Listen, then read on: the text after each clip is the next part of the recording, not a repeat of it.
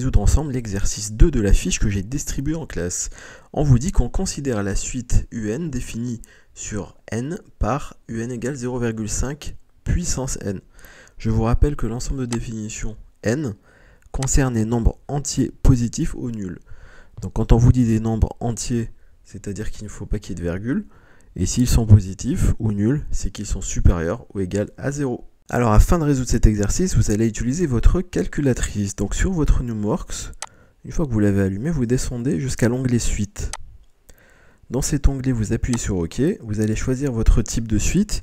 Comme vous pouvez le voir dans l'exercice, on vous présente U de n. Donc vous allez choisir U de n. Donc un égale 0,5 puissance, c'est cette touche-là, petit n. Vous écrivez exactement ce qu'il y a sur votre sujet. Donc vous l'avez comme ça. Ensuite, vous allez monter jusqu'au tableau.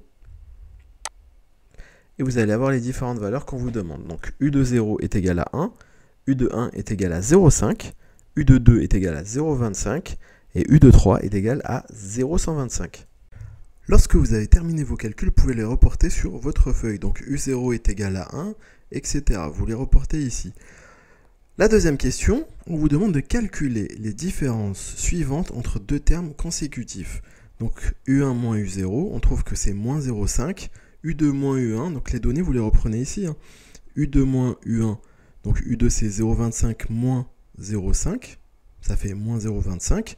Et U3 moins U2, ça fait moins 0,125. Donc la première des choses qu'on peut remarquer, c'est qu'on n'obtient que des résultats négatifs. Et bien ici dans le petit c, on vous demande d'émettre une conjecture, c'est-à-dire de donner une hypothèse, de conclure par rapport à tout ce que vous avez vu ici. Bien, tout simplement, après tout ce qu'on a vu là, et étant donné qu'en passant de U0 à U3, on a des résultats qui ne font que baisser, et bien vous repartez dans votre leçon. Et là, qu'est-ce que vous voyez?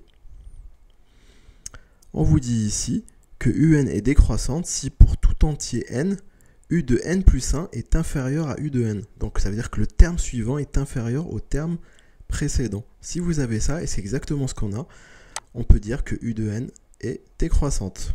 Et vous avez résolu votre exercice.